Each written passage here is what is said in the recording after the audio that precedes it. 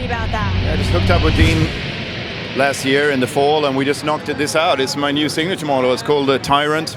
I'm very lucky, I know, and yeah, it's just a really cool guitar. It's basically what I want. It's a 22 fret ebony fretboard with a mahogany body, and I like the white, the classic white. And I wanted a mirror pickguard actually, but we came up with this instead. I love this. Yeah, this is some kind of aluminium that's been treated somehow, and then it's got a clear coat on it as well. It looks almost three-dimensional. Yeah, it's very cool. I can't wait for this, the lights to hit that on stage. It's gonna be cool. Yeah. Now the inlays are, it's a symbol that it's from Nordic mythology, so it's like very ancient Nordic symbol, and it's sort of that's a kind of the part of the world where I'm from, so it's a part of that in there as well.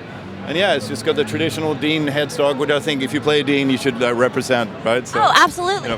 That's just what I think. But yeah, it's like if you're in the audience and watching any show and you see that headstock, you automatically know that's a Dean guitar. identifiable, yes. Absolutely. We've got another one here as well with a graphic on it. This one I love. Can I pick it up and show the camera? That is beautiful.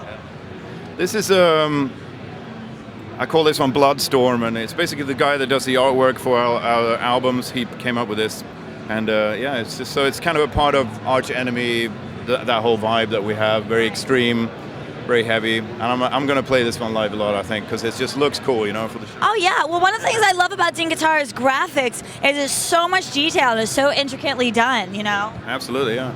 Yeah, and the feel, I'm really happy. We worked a lot on the feel of because when you put it for a guitar player, it's all about how it feels when you pick it up. Right. And I knew when they sent me a couple of the more traditional Vs, like I had the Michael Schenker one on the road, and I just liked the guitar. It just felt really great. So I knew that was kind of sort of worked around that. And then obviously we changed the body shape a little bit to make it my own and stuff like that. Well, and it's not that heavy either. No, I think they, I don't know.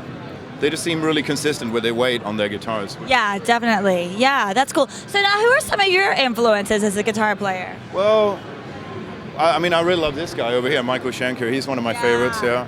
And people like, as far as lead guitar goes, it's like Gary Moore, Michael Schenker, Uli John Roth, Frank Marino, the classic 70s guys, because I think people just knew how to sort of hold on to a note and make it sing back then. But obviously, I personally grew up also with Slayer, Metallica, Megadeth, stuff like that. I'm a child of I was a teenager in the 80s, so I grew up with thrash and death metal and stuff like that. And then also, I started playing death metal myself. So, but I try to do the sort of more classic lead type stuff within that format. So that's what I do.